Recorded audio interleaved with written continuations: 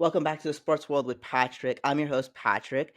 And today we have two incredibly talented hockey players joining us from Lindenwood University's hockey team, men's hockey team.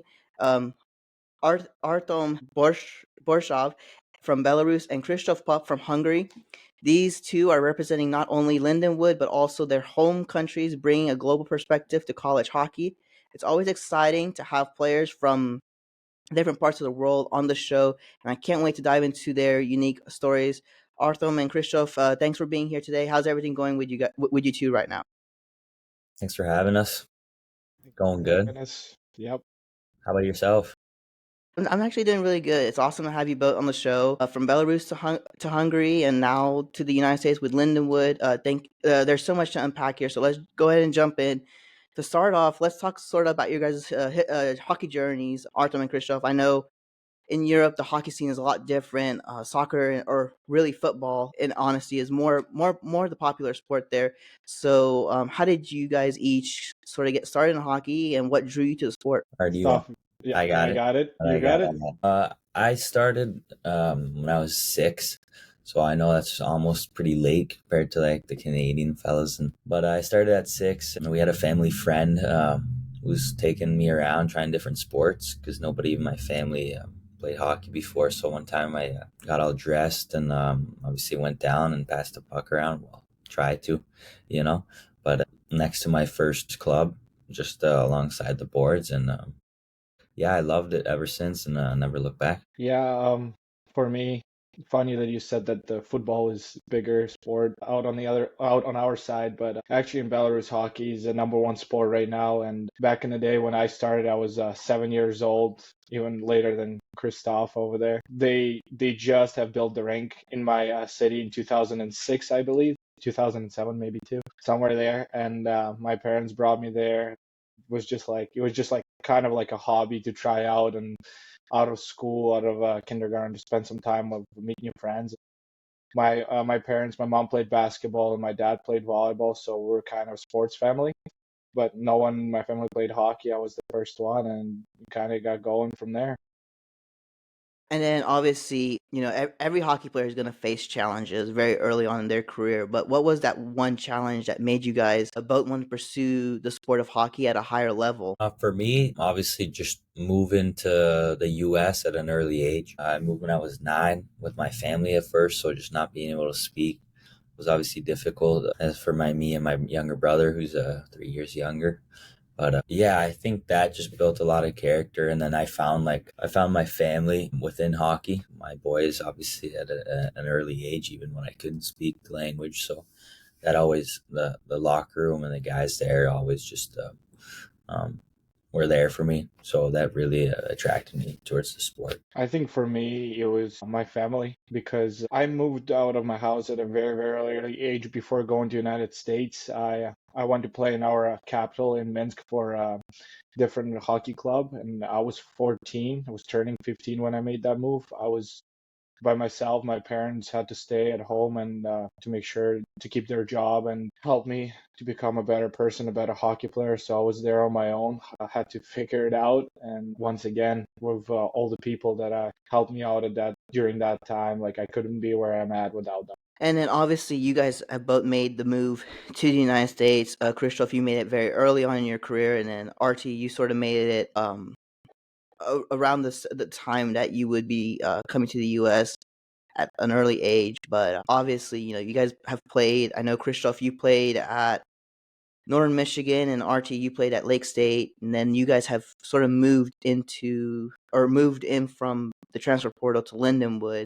So, what was the biggest adjustment for you guys moving from playing hockey both in Hungary and Belarus, and to playing college hockey here in the United States? Because I know I've talked to a few coaches here and there. I was actually talking to one yesterday who said, there's a big difference in the way the systems are ran and how, you prep for hockey, because sometimes you're in the weight room all the time or you're on the ice all the time. It just depends. Yeah, so I can't speak too much on the international side. Like since moving so young, I was still playing a cross sheet for a lot of the time, and then I played a little bit the full sheet, but we were too young. So just speaking on my experience from juniors to college. The biggest jump is obviously guys are getting bigger and faster, and as am I. But everyone's doing their job. It's definitely harder to score because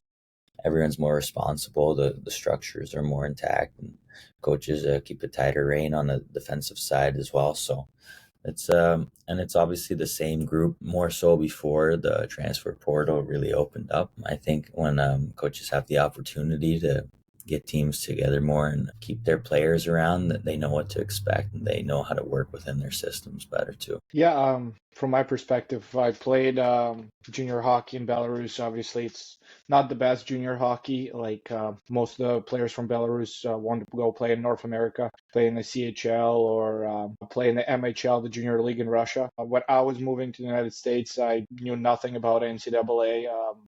It's obviously a very unique league where you get both education and the hockey part.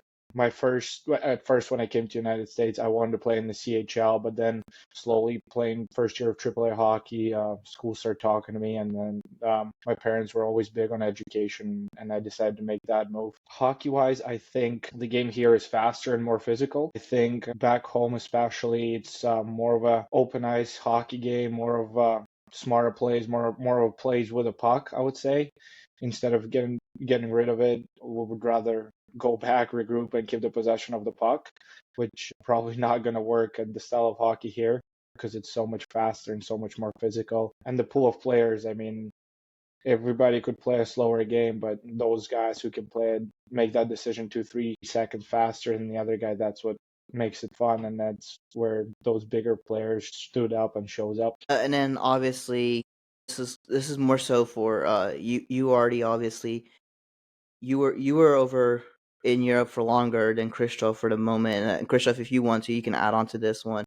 But obviously the cultures are very different, and the game culture is also different than what you're used to Yeah, in absolutely. Europe.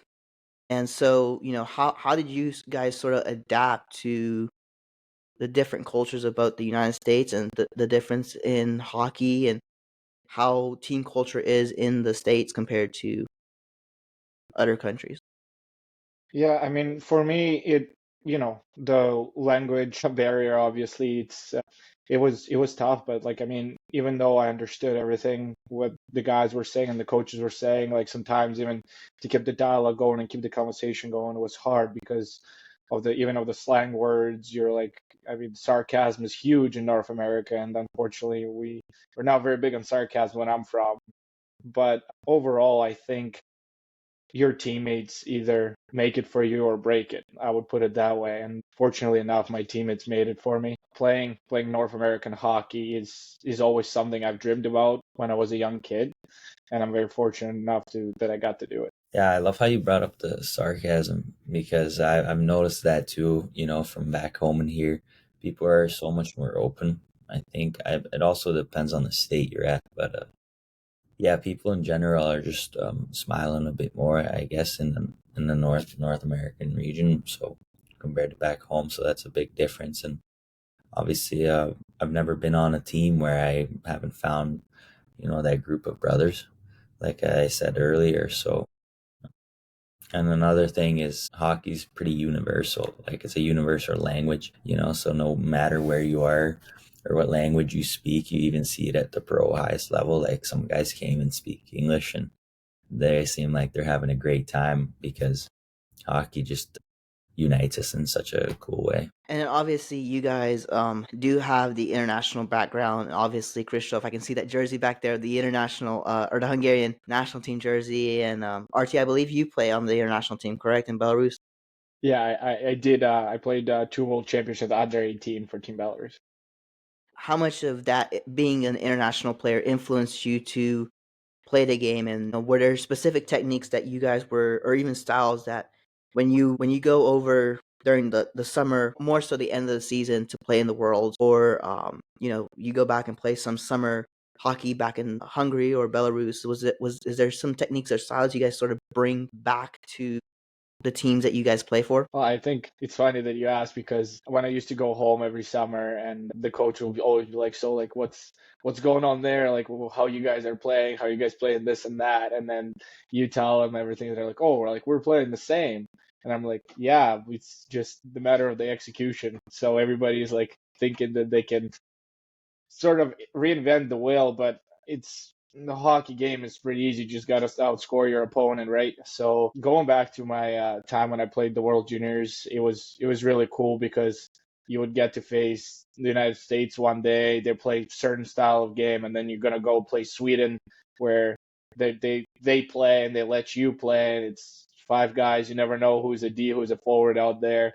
And then you go play Finland, and it's just a grindy hockey game, kind of like CCHA, sitting there in 1-3-1 or 1-2-2 the whole game, kind of waiting for someone to make a mistake. So those experiences are very cool, and it was a great time. Yeah, I always have a great time going back to the national team. Obviously, I know everybody now. I've been there for 4 or 5 years now. So, I'm really grown really close to that team as well. And I tried to bring my identity back.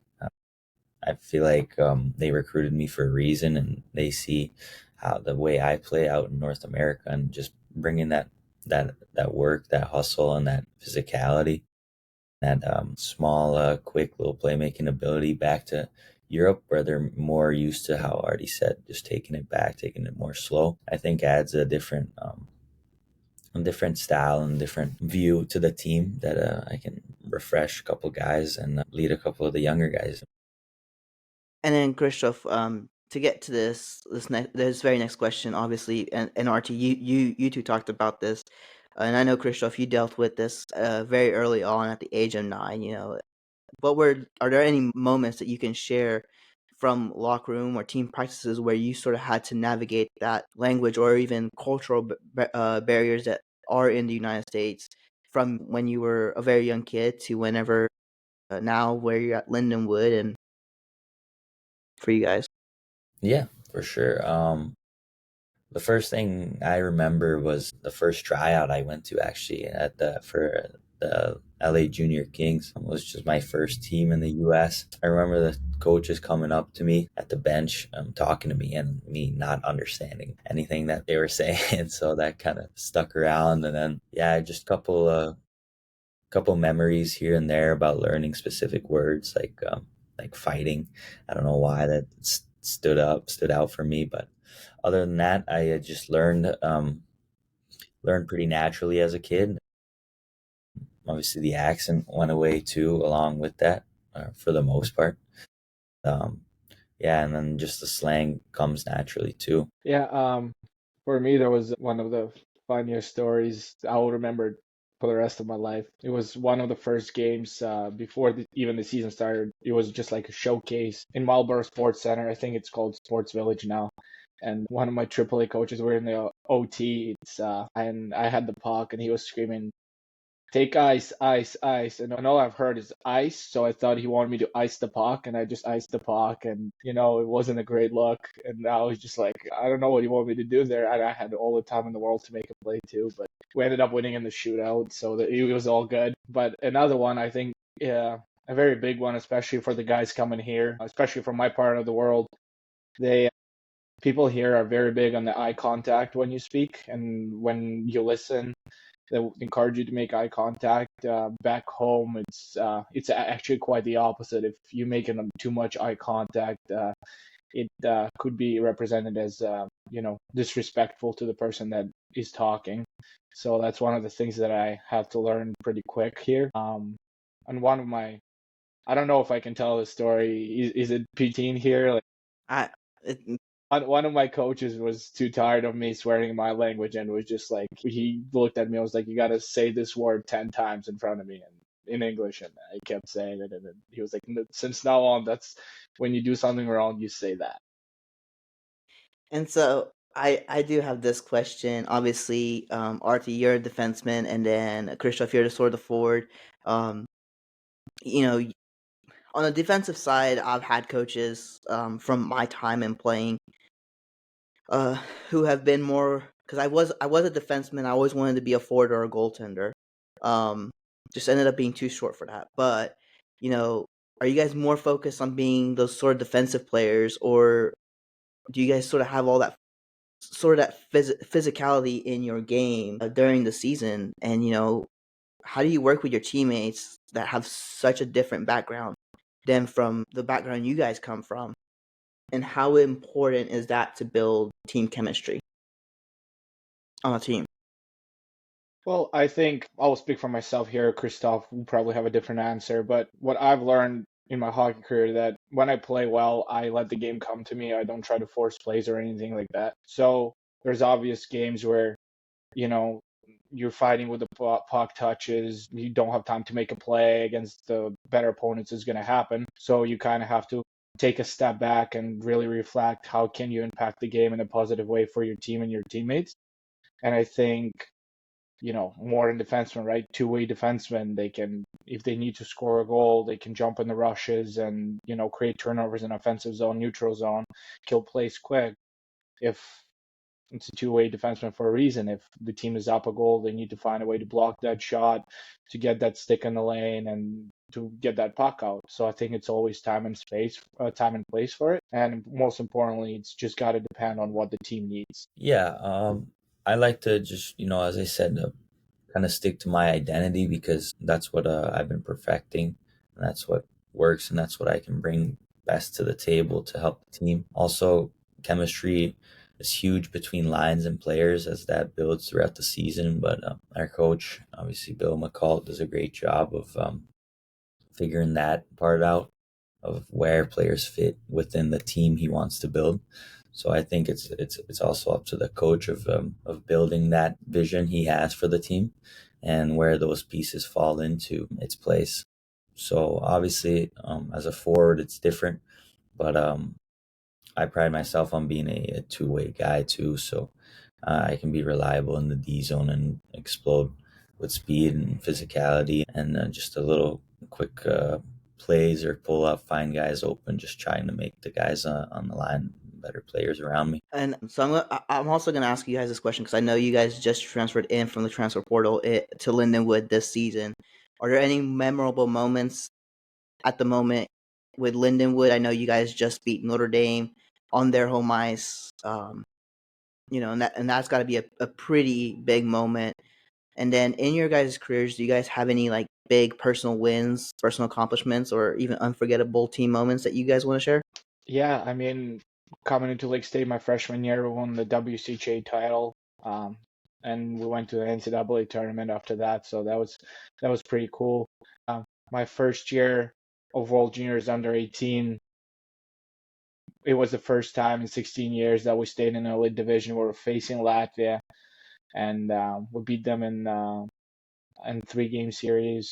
So that was cool. And then the next year, I got to be the captain on the team, and we went and do a playoff round like first time in history. Ended up losing to Finland, but those are kind of the best experience that I had. Yeah, for me it was Team Hungary year. Last year we ended up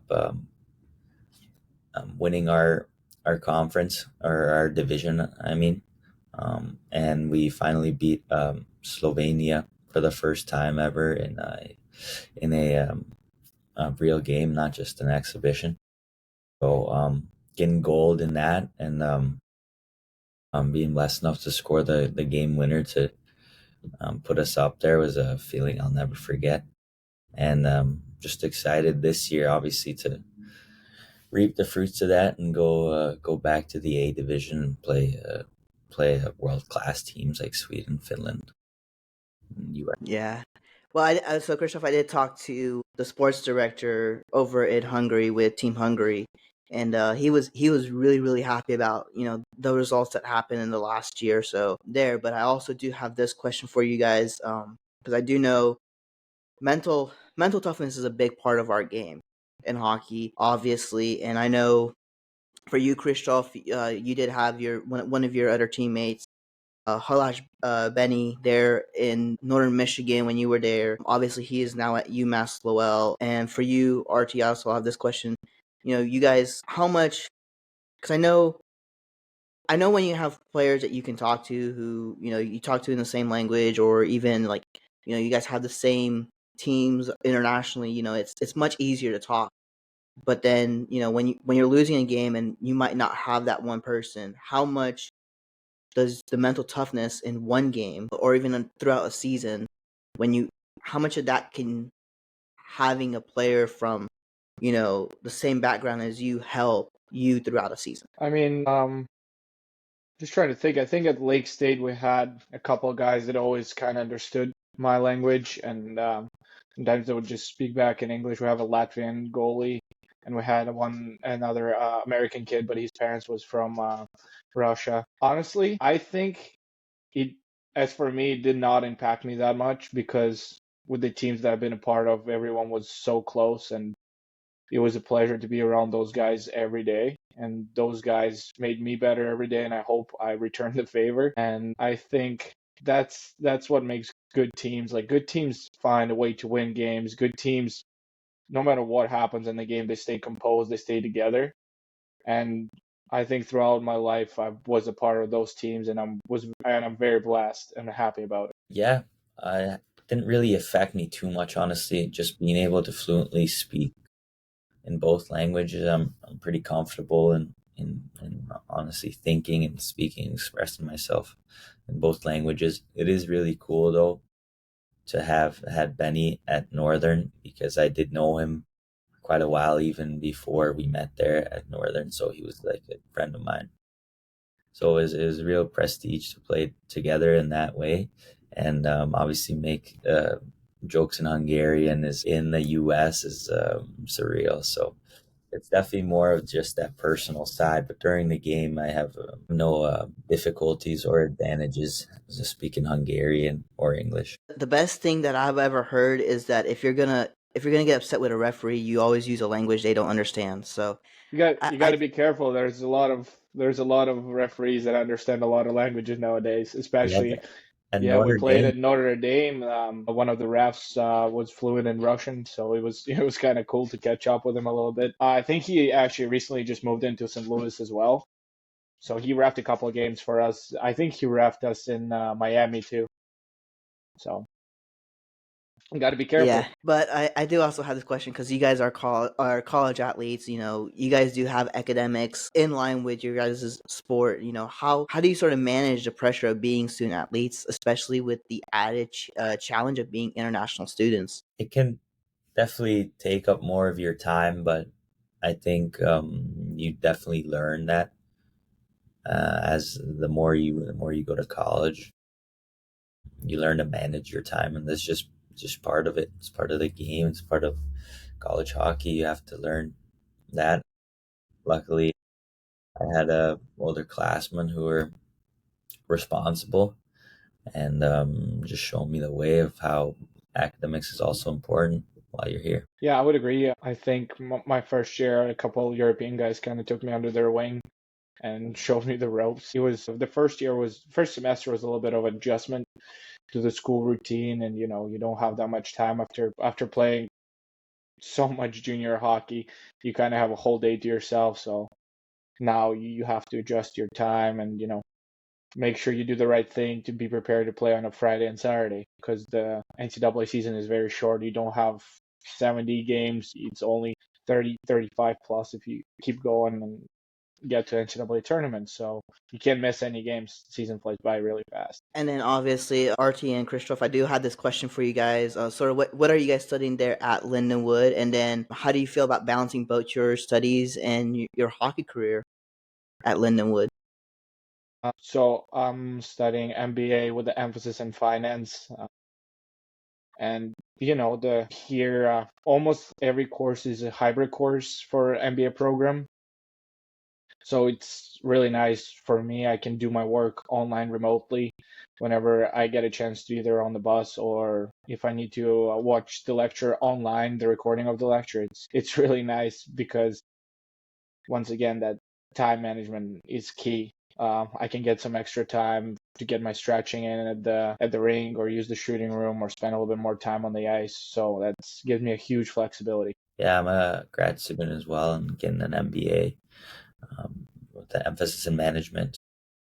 Yeah, Lindenwood's been great about sorting all that out and allowing us to take the classes we need. Yeah, like I'm in the same boat as Artie. Time management's been way easier here with the hybrid courses, so it hasn't been an issue at all. Well, Kristof and Artie, I do know this. You guys probably do enjoy not having nearly as much snow throughout the winter as the UP does in Michigan get. Um, that's one thing I love about because I do travel to Michigan from time to time, and I love doing it during the winter and definitely when there's whiteout conditions. That's the most fun to drive in Michigan, in my opinion. So Yeah, I mean, I've been told not to bring my winter jacket here, and all of a sudden it's almost in the negatives here. I'm not sure what's going on. Yeah, it's hey, kind of been so. Go ahead. Sorry. Oh, I was just gonna say, yeah, we had a little bit of snow come down here. I do want to give a shout out to at least Marquette. They took care of the roads super well, even though it was snowing for 6 months. But yeah, I think almost a better job than here.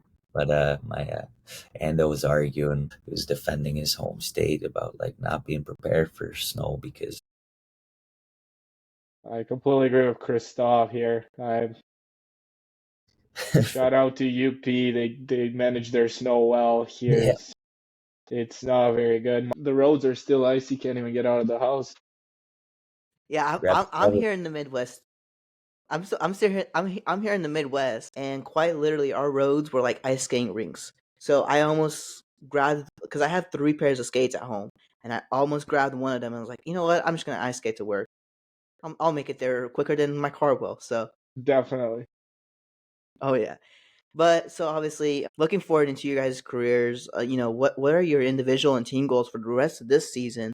And I know with Lindenwood being an independent school on the men's side, you guys sort of have to have the at-large bid to make it to the NCAA tournament. But what do you also hope to accomplish by the end of the year? Well, I think it's important. We have Simon Fraser this weekend. And then we have 6 games left for the NCAA teams. So I think it's important to win as many games as we can. That's the goal for our team. That's what we established as a group. And for me personally, I think I would like to finish the year strongly, keep playing my game, and hopefully sign a pro contract by the end of it. Yeah, we talked a lot as a team about what our motivation is, what our goal is for the year, and we kind of came up with the statement that we're playing for our respect and to establish ourselves and for future players to come here. We want to establish this team as a real competitor.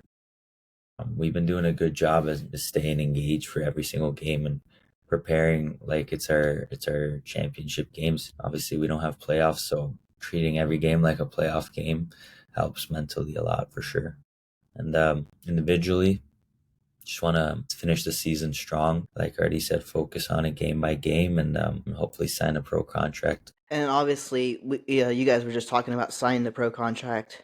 When you guys are done at Lindenwood, what are sort of your long-term hockey aspirations beyond just being the pro player in the future? Do you guys have, sort of plans to play professionally also in Europe and go back and play in the professional leagues there in Europe? And then, Kristof, I will add this. When I was talking with the sports director, Kovac Attila, he did say that his one goal is that by the time he retires, there will be one Hungarian NHL player drafted or signed. So Yeah, obviously, playing in the NHL is the dream, and that's the ultimate goal. So I'd be lying if I didn't say that's not the ultimate goal. But yeah, sticking around in the U.S. for as long as possible in the hockey world, and then yeah, who knows where I'll end up later down the path of my career. I wouldn't mind playing in different countries and maybe even retiring back home. For sure, would be a cool way to end the story. Yeah, I would agree with Kristof. I think for me as well, I'd like to stick around the United States as much as I can, play pro hockey here, and make my dream come true, play in the NHL. But again, I'll be open to play in Europe at some point in my career. I just don't think it's the time yet. and since you guys are sort of nearing the end of your college careers here in the United States, um, if you could give any advice to young hockey players back in Belarus or in Hungary who sort of have a dream of making it to college hockey in the U.S., what would you I think I would say don't waste your time and listen more, speak less, and put the work in. Instead of worrying about what's going on outside, all that outside noise, just worry about yourself, do the work, and good things happen. I think when you give 100% every day, good things will happen to you. Yes, sir. Show up every day. Be a good teammate. Uplift others around you, and really just dial in. Just drain out the distractions and focus on your craft and try to be the best player and person you can be every single day. And then we're going to lighten up here just a little bit with some really fun questions. What's one fun or surprising fact about Belarus or Hungary that most people don't know? I think about Belarus, I think that's pretty easy. We're the biggest potato eaters per capita. I don't know if I have something like that, but we're really famous for soups, and our goulash is world class. So I guess I'll go with the goulash. This guy. Obviously, you guys are teammates and you guys are from two different countries. Do you guys ever compete on who has the better food or traditions? And do you have a favorite dish from home that you miss while you're in the United States? We haven't yet. We haven't yet, but we can go toe to toe, Art. We can go toe I to think we could. we can go toe to toe. Yeah. You should have a cookout. Yeah, yeah.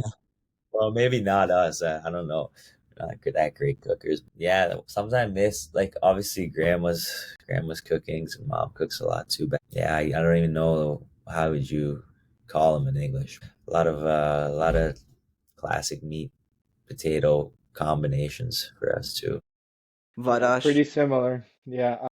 I think for me, there's two dishes that I miss a lot. I try to make it for myself when I have some free time. It's draniki. It's like potato pancakes. Usually you stuff them with meat or you just leave them as a potato pancakes. They're really good. We put sour cream in everything, so we'll put sour cream on them too. And the other one is soup. It's called borscht.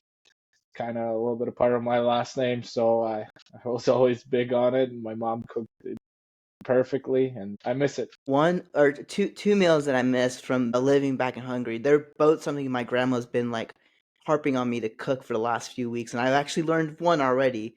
Still learning to cook the other one, but it would be turosh testa and vadash. Those are the sort of two that I've been trying to learn how to cook. Which ones you cook?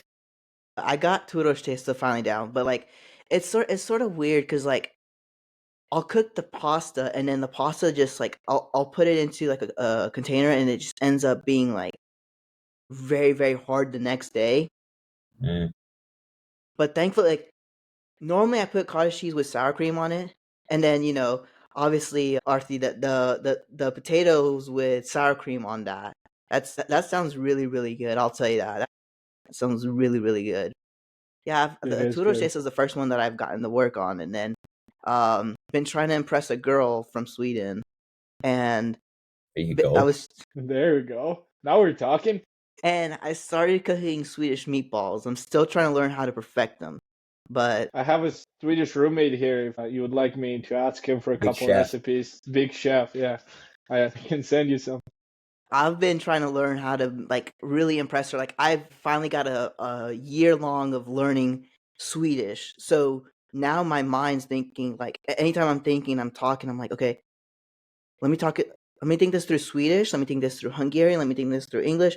And sometimes it's so weird because when I first moved back to the U.S. in 2012, whenever I was in high school, whenever one of my coaches said in PE was like saying something to me in English, I always thought they were saying something in Hungarian. Could never like I couldn't switch it off. And then of course, I was talking with a Hungarian girl when I went to a game. I went to Ohio State, watched Minnesota play, and the first thing, of course, I don't use my Hungarian nearly as much, but it definitely helped. And I talked to her, and she's like, "Well, you need to practice." And I was like, I'll be practicing here in a few weeks." But then also, I do have this question: do you guys have any superstitions or even sort of rituals that you have to go through every single game in order for everything to go right for you guys? I just have my own. I just try to stick to a routine. I've been doing the same routine before games. kind of everything in the same order, where it's like taping my stick, then getting some water and stuff like that. Just simple stuff, nothing crazy. And with equipment, I think I like to put my left side on first. I'll go like left knee pad, then right knee pad, then pants, and left skate, right skate, left elbows, right elbow, so kind of like that. Yeah, same for me. Maybe younger, I called them superstitions, but it just became part of a routine. So it's just an automatic thing. Like the left side, I do the same thing. Just becomes a way to prepare for the game. It's a good way to stay consistent and get into the right mindset before a game, for sure. And then the last fun question I'm going to ask is, if you could combine two players from your country's hockey style to create the perfect player, what would that player look like on the ice? I can go. You go. I Yeah, got to yeah, think about that one. yeah. For the brains, I'll go Harry Janos. He still plays.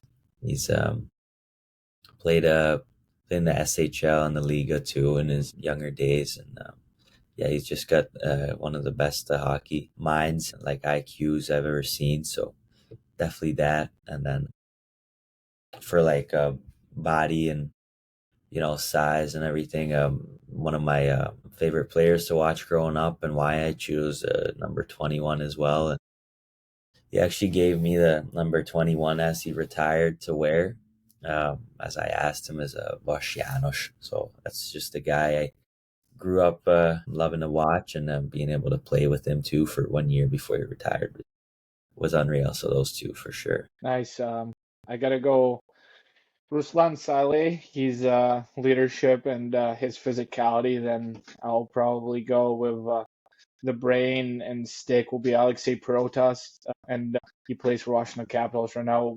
My home buddy, my best friend.